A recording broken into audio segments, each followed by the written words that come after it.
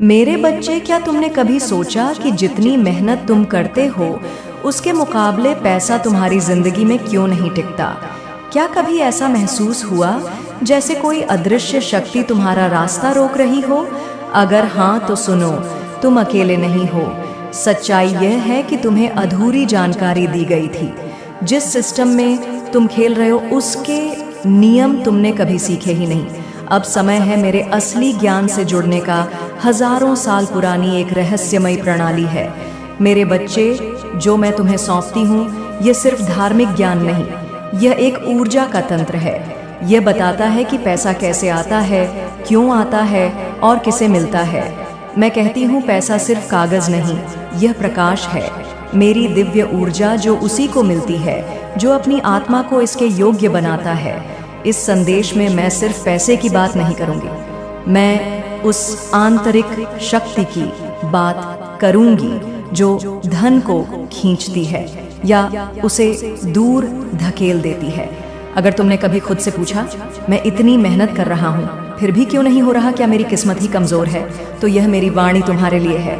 अगले कुछ क्षणों में तुम जानोगे कि मेरे अनुसार पैसा क्या है, क्यों कुछ लोग मेहनत से नहीं बल्कि ऊर्जा से अमीर बनते हैं, और कैसे तुम अपने अंदर छुपे अवरोधों को हटाकर मेरी दिव्य संपत्ति के पात्र बन सकते हो। सिद्धांत: एक पैसा एक दिव्य ऊर्जा है। मेरे बच्चे, मैं कहती हूँ पैसा कमाया नहीं जाता, वह प्राप्त किया जाता है। यह कोई सौदा नहीं, यह एक सन्नाद है। पैसा मेरा प्रकाश है, एक दिव्य शक्ति जो मुझसे तुम्हारी माँ से प्रवाहित होती है। जरा गहराई से सोचो, क्या तुमने कभी ऐसा दिन देखा जब बिना किसी कारण के तुम्हारे पास अचानक धन आया, कोई पुराना कर्ज लौट आया या कोई अवसर मिला जो तुमने नहीं खोजा पर वह तुम्हारे लिए एकदम सही था? यह संयोग नहीं था, यह था मेरे प्रकाश का संचार। जब तुम अनजाने में अपनी आत्मा को उस स्तर पर ले आए जहां तुम पात्र बन गए। पैसा तब आता है जब तुम्हारी आत्मा की तरंगे मेरे ब्रह्मांड के साथ तालमेल में होती हैं। अगर पैसा मेरी ऊर्जा है तो सवाल यह नहीं कि तुम कितना कमा रहे हो, सवाल यह है कि तुम मेरे कितने प्रकाश को ग्रहण करने के लिए तैयार हो। हर सिक्का, हर कमाई एक आध्यात्मिक कर्ज है जो इस संसार में छुपे मेरे दिव्य अवसरों को मुक्त करने के लिए दिया गया है। यह अवसर क्या है? हर ग्राहक, हर लेन देन, हर सेवा, यह एक आत्मा को ऊपर उठाने का मौका है। क्या तुमने कभी किसी को कुछ दिया और देखा कि उनका चेहरा कैसे खिल उठा? वह क्षण था मेरे प्रकाश का प्रकटीकरण। जब तुम ईमानदारी से कमाते हो, जब तुम इरादे के साथ धन खर्च करते हो, तो तुम मेरे उस प्रकाश का माध्यम बन जाते हो जो इस दुनिया में और जागरूकता लाना चाहता है। तुम्हारी आत्मा एक दीपक की तरह है। अगर तुम्हारी आत्मा 60 वॉट की क्षमता रखती है और तुम 1000 वॉट की ऊर्जा मांग रहे हो, तो या तो तुम जल जाओगे या कुछ मिलेगा ही नहीं। एक छोटा उदाहरण लो, अगर एक छोटा बर्तन है और तुम उसमें पूरा झरना डालने की कोशिश करो तो क्या होगा? वह छलक जाएगा या टूट जाएगा। यही होता है जब तुम बिना तैयारी के बड़ी मांग करते हो, मुझे 1 करोड़ चाहिए, पर अंदर विश्वास, आभार या सेवा का भाव नहीं है। तुमने अपने बर्तन को बढ़ाया ही नहीं। बर्तन बढ़ाने का मतलब है अधिक आभार, अधिक इरादा और आत्मा की शुद्धता। तुम मेरे प्रकाश को तभी संभाल सकते हो जब तुम तैयार हो। सिद्धांत 2: दिव्य साझेदारी और दान। तुम धन कमाने की कोशिश करते हो, योजना बनाते हो, मेहनत करते हो, पर फिर भी परिणाम वैसा नहीं मिलता जैसा चाहा। क्यों? क्योंकि तुमने सब कुछ अपने दम पर करने की जिम्मेदारी ले ली। मैं तुम्हारी माँ कहती हूँ, तुम धन के निर्माता नहीं, तुम उसके ग्रहण करता हो। निर्णय मुझसे आता है कि तुम्हें कब, कितना और कैसे मिलेगा। जब तुम सोचते हो कि तुम ही सब नियंत्रित कर सकते हो, तुम ही धन बनाते हो, तुम ही तय करते हो कि कब क्या होगा, तो तुम अपने बर्तन के द्वार बंद कर देते हो। मैं कहती हूँ, सच्ची समृद्धि तब आती है जब तुम यह मान लो कि तुम नियंत्रण में नहीं हो, बल्कि तुम मेरे प्रकाश का एक माध्यम हो। पहला नियम है नियंत्रण छोड़ो। जैसे ही तुम कहोगे मैं खुला हूँ, मैं ग्रहण करने को तैयार हूँ, मेरे ब्रह्मांड को पता चलेगा कि तुम तैयार हो और मेरा प्रकाश अपने आप तुम में बहेगा। अब सुनो एक शक्तिशाली रहस्य, ईसर यानी दान।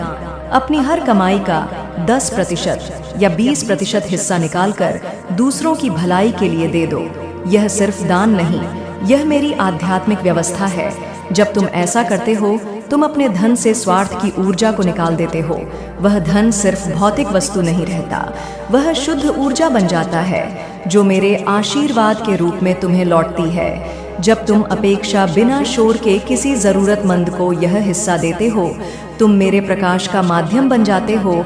और मेरा नियम कहता है, जब प्रकाश बहता है तो सबसे पहले वही भरता है जो बहने का कारण बना। सिद्धांत 3, नैतिक कमाई और ऊर्जा की शुद्धता। हर कमाया हुआ पैसा एक सवाल पूछता है, क्या तुम मुझे रोशनी में बदलोगे या अंधेरे में? मैं चेतावनी देती हूँ, अगर धन गलत स्रोत से आता है तो उसमें नकारात्मक ऊर्जा जुड़ जाती है। ऐसा धन तुम्हारे जीवन में अराजकता लाता है, शांति नहीं। इसलिए कमाई का तरीका उतना ही जरूरी है जितना धन। जब तुम किसी को कम वेतन देते हो, धोखे से कमाते हो, तो तुम सिर्फ नियम नहीं तोड़ते, तुम मेरी ऊर्जा को दूषित करते हो। लेकिन जब तुम ईमानदारी और सम्मान के साथ व्यापार करते हो, हर सौदे को एक आत्मा को ऊपर उठाने का अवसर मानते हो, तो तुम मेरे प्रकाश को मुक्त करते हो। यह सिर्फ नैतिकता नहीं, यह आध्यात्मिक व्यापार है। अब सुनो, एक और गहरा रहस्य। सम्मान कई बार धन इसलिए नहीं आता क्योंकि तुमने कहीं ना कहीं किसी रिश्ते में अपमान या असंतुलन पैदा किया। मैं कहती हूँ, अगर तुम अपनी माँ को, अपनी आत्मा को सम्मान नहीं देते तो वह ऊर्जा तुम्हें बंद हो जाती है। अगर तुमने किसी को धन के नाम पर धोखा दिया या कर्ज लौटाने से इनकार किया, तो तुम अपने लिए मेरे प्रकाश का द्वार बंद कर देते हो। कभी कभी सबसे बड़ी आर्थिक प्रगति एक विनम्र वाक्य से आती है, मुझे क्षमा करो, यह रहा तुम्हारा हक। मेरा धन वहीं जाता है जहां सम्मान होता है। समृद्धि को सक्रिय करने के व्यावहारिक कदम। अब तक तुमने समझा कि धन क्या है, कहां से आता है और किन नियमों से बंधा है। अब मैं तुम्हें बताती हूँ कि तुम आज से क्या कर सकते हो जिससे मेरी दिव्य ऊर्जा तुम्हारी ओर खींचे। पहला कदम, अपनी सोच को पुनर्जन करना। हर सुबह उठते ही बोलो, मैं माँ काली की दिव्य समृद्धि का माध्यम हूँ। यह छोटा सा वाक्य तुम्हारी आत्मा की तरंगों को बदल देता है। यह तुम्हारे दिन को मेरी ऊर्जा के साथ खोलता है। फिर ध्यान दो, मेरी माँ मेरी रक्षक है, मुझे किसी कमी की जरूरत नहीं। यह वाक्य तुम्हारी आत्मा में कमी की चेतना को भंग करता है। यह याद दिलाता है कि मेरे ब्रह्मांड की सारी जरूरतें पहले से पूरी हैं। तुम्हें बस ग्रहण करने के लिए खुलना है। दूसरा कदम, आभार और आनंद। सुबह उठते ही 3 आर्थिक आशीर्वादों के लिए धन्यवाद दो।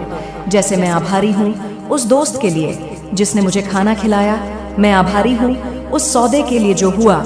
यह छोटे छोटे धन्यवाद तुम्हारी आत्मा को मेरे प्रकाश से भरते हैं। मेरे भक्त कहते हैं, हंसी और खुशी आत्मा के अवरोधों को तोड़ देती है। तो मुस्कुराओ, चाहे हालात कैसे भी हों, क्योंकि जब तुम हंसते हो तुम अपने बर्तन को खोलते हो। तीसरा कदम, अपने काम को प्रकाश का कार्य मानना। चाहे तुम नौकरी करो, व्यापार करो या कोई सेवा, हर दिन पूछो, क्या मेरा काम किसी को लाभ पहुंचा रहा है? क्या मैं किसी को सम्मान दे रहा हूँ? अगर हाँ तो समझो, तुम सिर्फ धन नहीं कमा रहे, तुम आत्माएं उठा रहे हो। तुम्हारा हर कार्य पवित्र हो सकता है अगर उसमें इरादा और सेवा हो। चौथा कदम, अपनी ऊर्जा की रक्षा करना।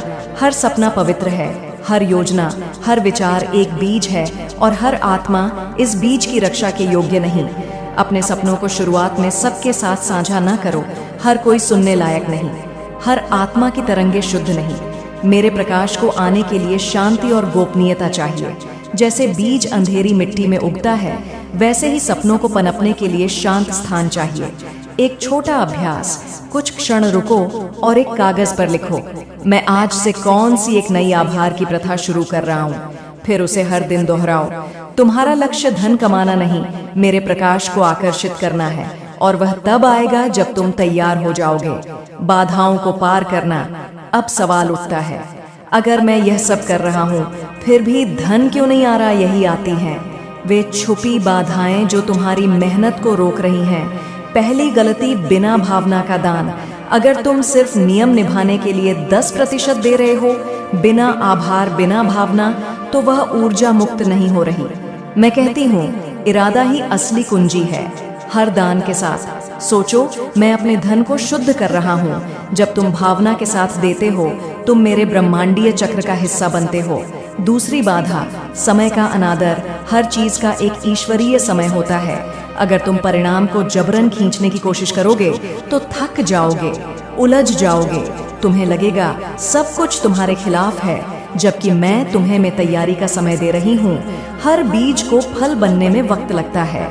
अधीरता तुम्हारे बर्तन को बंद कर देती है। तीसरी बाधा, संदेह। जब तुम संदेह करते हो, तुम्हारा बर्तन सिकुड़ जाता है। मेरे प्रकाश को आने की जगह नहीं मिलती। संदेह कहता है शायद यह मेरे लिए नहीं, पर मैं कहती हूँ अगर इच्छा तुम में है तो पूर्ति भी निश्चित है। यह मेरा नियम है। जब तक तुम मुझ पर और खुद पर विश्वास नहीं करते, तुम अनजाने में वह द्वार बंद रखते हो जिससे मेरा प्रकाश तुम्हें प्रवेश करता है। जब सब कुछ बिखरता दिखे तो डरो मत। कभी कभी सबसे बड़ी अराजकता तब आती है जब मेरा सबसे बड़ा आशीर्वाद नजदीक होता है। मैं तुमसे पूछ रही हूँ, क्या तुम वाकई तैयार हो? यह चुनौती नहीं, यह मेरा प्रश्न है। जब मैं तुम्हें हिलाती हूँ, मैं तुम्हें आकार दे रही हूँ। मैं तुम्हें नई ऊंचाइयों के लिए तैयार कर रही हूँ। ऐसे समय में धन्यवाद दो अपने उस भविष्य को जो इस अंधेरे को पार कर चुका है। वह संकट नहीं, वह मेरा प्रशिक्षण है। मेरा प्रकाश सबसे गहरे अंधकार के बाद सबसे तेज बहता है। उन्नत तकनीक, संख्याओं की ऊर्जा और संगति। अब हम उस स्तर पर हैं जहां मेरी ऊर्जा की समझ और सूक्ष्म हो जाती है।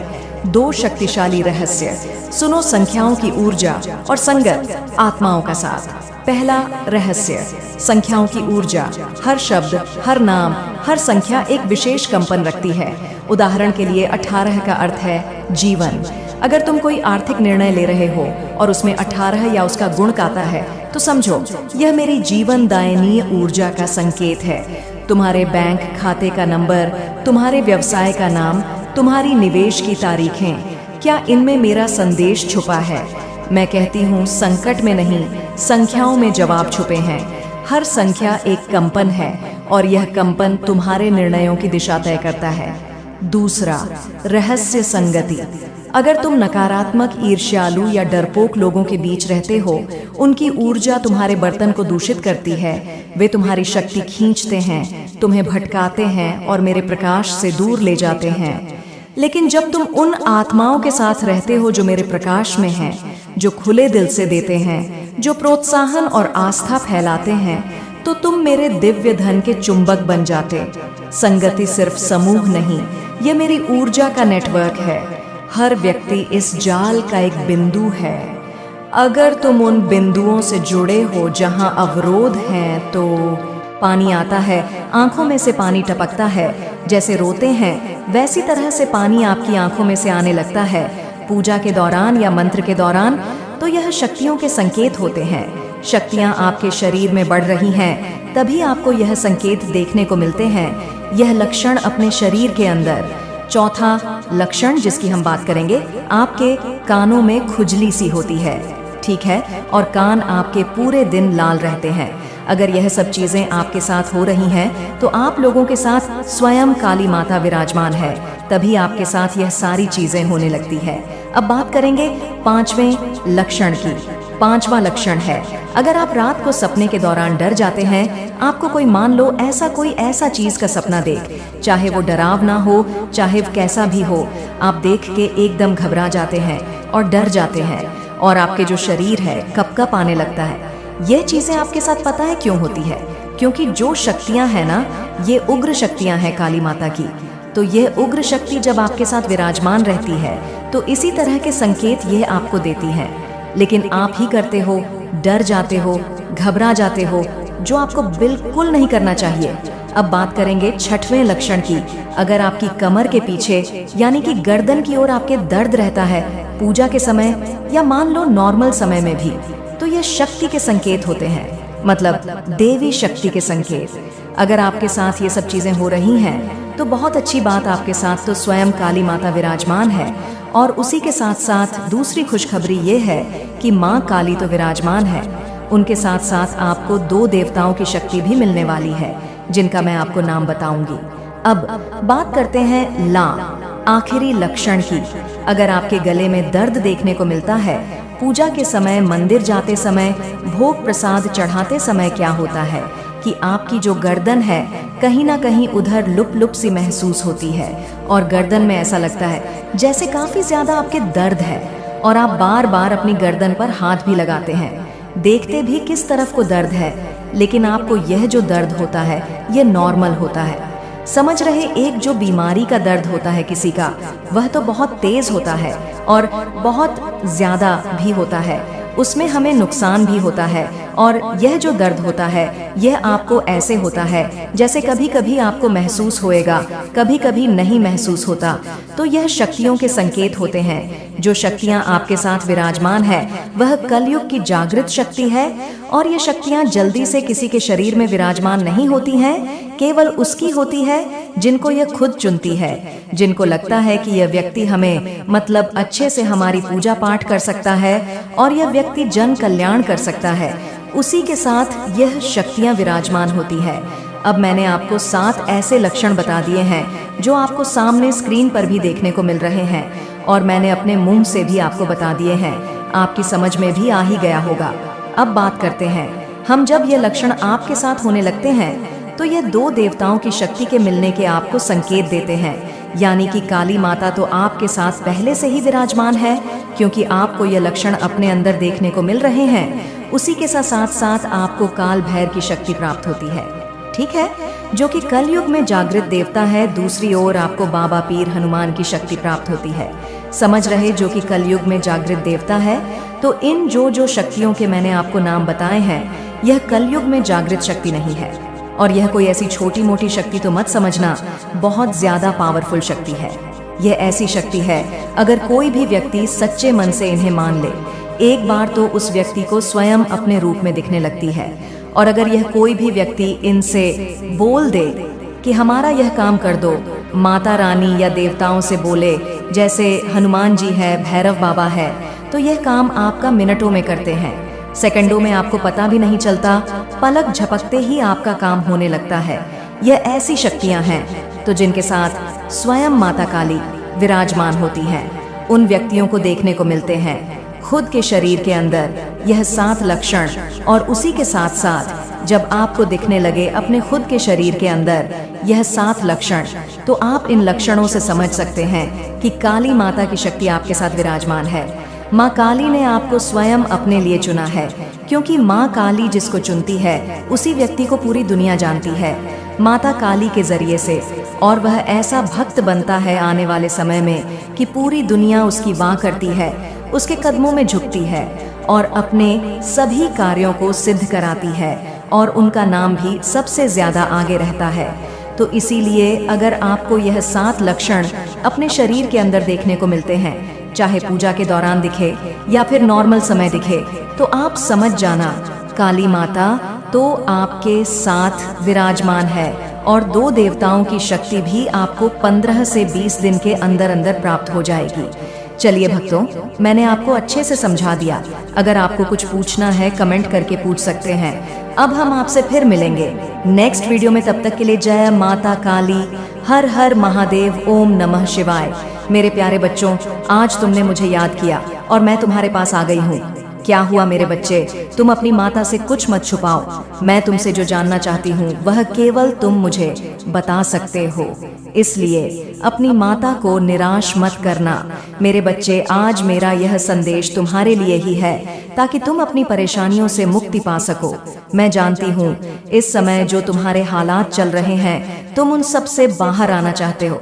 तुम्हारा मन इन हालात से काफी विचलित हो चुका है, तुम्हारा विचलित होना था।